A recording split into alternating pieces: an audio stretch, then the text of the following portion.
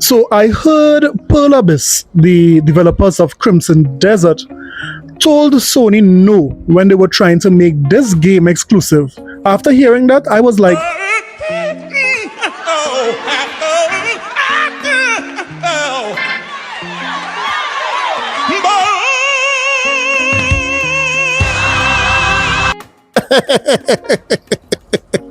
I mean, every day Sony just reconfirm why I don't rock with Sony, why I don't like these ponies.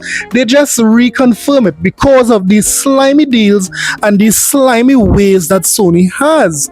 I mean, they keep trying to block games from Xbox gamers. And of course, being the market leader, they would have preference, regardless of how much money Microsoft has. The market leader always has the most to say when it comes to the gaming industry. Now we could understand why Phil Spencer called Sony slimy. You the choice on how you play your games and who you play with, and not try to do slimy platform things to force you to do what I want you to do. Give the players choice and what they want to do and who they play with. So as Microsoft continue to cook, as Microsoft continue to have great momentum when it comes to games, when it comes to the games coming to Game Pass, we see out of the showcase that was shown not too long ago, we see all the games coming to Game Pass here. And out of the the 12 to 15 lists of games shown at that particular partnership preview, we're seeing Game Pass gamers still get quality games into Game Pass despite what. And this is the value that Xbox brings to the gaming industry. If you have Game Pass, you'll be able to play all these games that you see on the screen here, because of your monthly subscription. And that is always a plus, giving gamers more value for their money, giving gamers choice. Most importantly, if you feel like you want to pay for these games, you can pay for it. This is the beauty of Game Pass. But today, what we're going to talk about, we're going to talk about how, some of the developers were wrong. In addition to that, we are just going to reconfirm that the ponies, the PlayStation gamers were wrong. We know that they are always wrong, but we just want to show some evidence as to how the Stalker 2 developers basically called out anyone who was talking bad about the Xbox Series S. And then we are going to show very clearly how Sony continues to play dirty in the gaming industry and try to money hat any new big title. So you know what?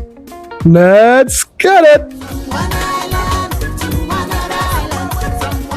This is a sickness!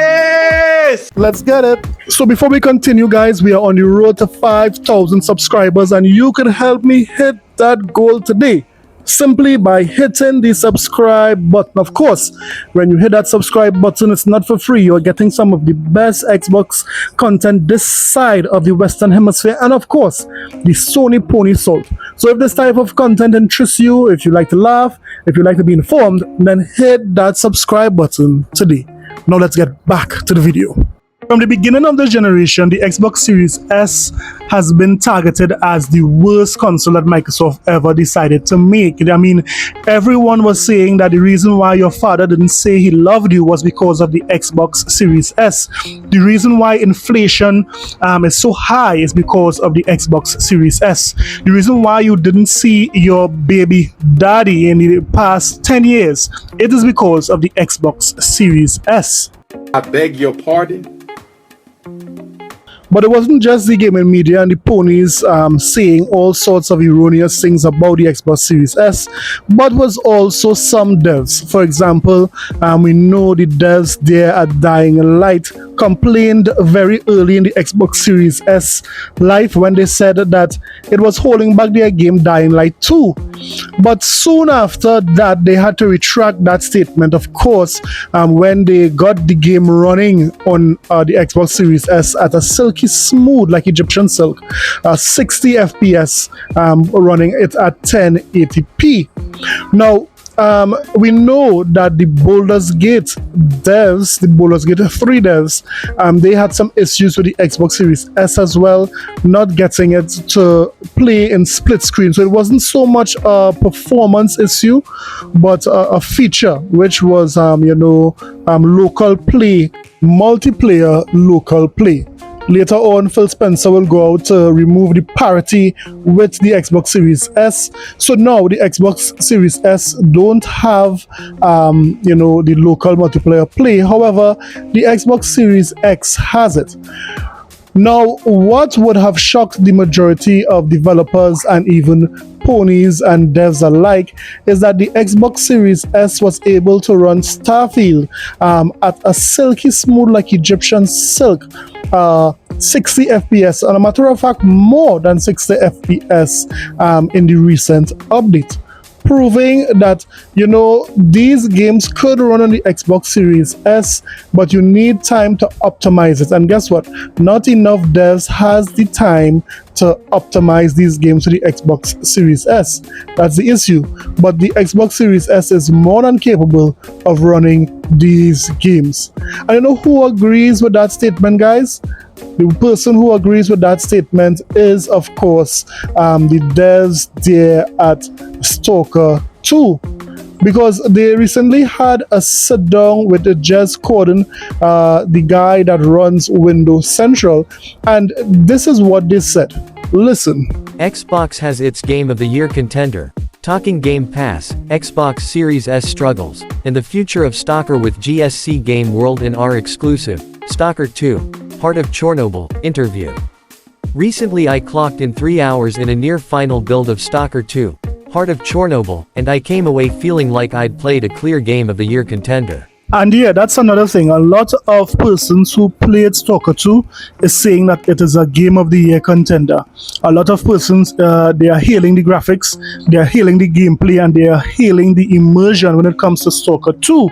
So what do you guys think? Do you think Stalker 2 has a chance of getting Game of the Year? So bear in mind, as the article continues, that I skipped to the part where Jez Corden would have asked the Stalker 2 devs if they had any challenges with the Xbox Series S.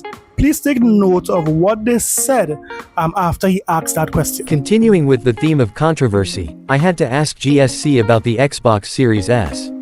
Microsoft's Xbox Series X platform comes with the requirement of an S version, which sports lower-end specs than its PS5 competing Xbox Series X. Some developers have openly complained about the difficulty of porting titles to the Xbox Series S, owing to its reduced RAM and tighter GPU specs. GSC itself thought working with the Xbox Series S would be impossible at first, but now, the team believes that any modern game can potentially run on the Xbox Series S with the right optimizations. So there you have it. Actual developers are saying that any game can run on the Xbox Series S with the right optimization. Not the armchair developers on Twitter. These are actual developers who would have said this. At first, we thought bringing Stalker 2 to the Xbox Series S might be impossible. We have such a big game with so many mechanics, a huge amount of things. It felt like this must be impossible to do. But then we start optimizing, adding new features for streaming information. Unreal Engine has a lot of features for this, but for our game, we really had to squeeze up every megabyte from every piece of system content we could, and now we did it. After this experience, I believe it's possible for any game to reach the Xbox Series S memory limits. And yes, not every developer, every studio has the opportunity, or the additional time to optimize for the Xbox Series S. We had to boost our expertise on the optimization side, which also helped the PC build, making it a lot more performant. We have quite low minimum PC requirements for a modern game. The game runs at 60 frames per second on Xbox Series X. There are some times when it might dip to 55 or so, but hopefully we can optimize further there before or after release. We allow bigger drops in narrative cutscenes that are full of complexity and VFX and the like, since it won't impact the player's movement experience. On the Xbox Series S, we stick to 30 FPS. However, in many cases, we have managed to hit 60 FPS, but it's not as consistent as the Series X. But we're looking to get a performance mode for Xbox Series S, to get it to 60 FPS. We think it's possible. So there you have it. They were all wrong. They were wrong. They were wrong to say that the Xbox Series S was unable to run these current gen games. Here we have developers there at Stalker 2 is saying that any game is able to run on the Xbox Series S with the right optimization. They are saying that the Xbox Series X would run Stalker 2 at 60 frames per second, and it will get the occasional drops to 55 frames per second. They said that it will have further drops during cutscenes because of all the complexity. They also went on to say that the Xbox Series S version would run at 30 FPS, and they eventually get it to run at 60 FPS. So all of this is good news, and it really shame all the developers who said Xbox Series S was not capable of running their game. It really shows that there are developers and then there are developers. So let me hear what you thought about this. These guys were wrong about the Xbox Series S. All they needed was time and optimization. Let me know what you thought about it in the comment sections below. Next up, let's talk about Sony. Many in the industry know that Sony will do anything to get an exclusive game. They will do anything if a game looks like it can potentially be a game on fire, a hot game. They would do anything to get that game as an exclusive. They are some of the most dishonest and hypocritical company I have ever met. That is Sony. You see, it is so ironic that they constantly do this to Xbox and Xbox gamers, but when they were on trial on the ABK deal, when they took the stand, they were trying to convince the then judge that there is a possibility Microsoft might make ABK games exclusive. How hypocritical of them to make such a statement when they would have been doing that for years. And a matter of fact, I would go as far as to say Sony would not have reached where they are today if they weren't making these type of cutthroat deals and preventing these games from coming on to Xbox. But it just so happened that they are up to their old tricks again. Yes, Sony is not tired of trying to money hat and basically trying to keep these games off of Xbox. Well, they have done it again, and this time they are being caught red-handed. And you see, the developers who made the game that you are watching right now, Crimson Desert, they were offered a deal of a lifetime. They were offered a deal from Sony. But guess what they told Sony? You get nothing. You lose. Good day, sir. You know, this is very, very interesting. I don't think any developer ever refused Sony if Sony was to approach them with a bag of money telling them to keep it exclusive for the PlayStation 5, being the market leader and all. But this is very interesting that Pearl Abyss was able to do this. Now I'm hearing that Pearl Abyss, they have a good working relationship with Microsoft. And a matter of fact, most of the gameplay you see they are using an Xbox controller. You are seeing that very clear. But let's listen up and see what exactly took place. Listen. Sony reportedly wanted to secure Crimson Desert as a timed PlayStation exclusive release. Pearl Abyss was approached by Sony with the hopes of locking Crimson Desert as a timed PlayStation exclusive release, according to a translation of the developer's investor relations. Crimson Desert would have been a PlayStation exclusive for 1 year had Pearl Abyss decided to go through with Sony's offer, with no release on Xbox. In addition, Sony would have acquired distribution rights to the PC version of the game. Pearl Abyss described Sony's offer as appealing due to the PlayStation manufacturer's marketing prowess, but turned it down to self-publish Crimson Desert instead. The report also reveals that Shift Up agreed to an exclusive initiative with Sony for Stellar Blade, but Pearl Abyss noted that Shift Up did not have a publishing team in place at the time. Crimson Desert is currently in development for PS5, PC, and Xbox Series X, and was originally pitched as a prequel to Black Desert Online. The game takes place in a medieval fantasy world known as Pywell, where players follow a hardened mercenary who is plagued by burdens of leadership and past memories. The game is set for release in the second quarter of 2025. Let me just say, this is the best move Pearl Abyss could have made. Now, I believe that they didn't do this because of any morals or because they like Xbox more than PlayStation. This is the best business move for Pearl Abyss, because they would have seen what happened with Final Fantasy, where their sales was underwhelming, putting their trust only in the PlayStation gamers. That is why they said, you know, it makes no sense to have this game exclusive only to PlayStation, knowing fully well that these guys don't buy games. That being said, I still want to tip my hat to Pearl Abyss for not taking that bag. We know it's very difficult for a small developer to do it on their own, and not taking the bag from Sony would have been, you know, a really hard decision to make. But they did it.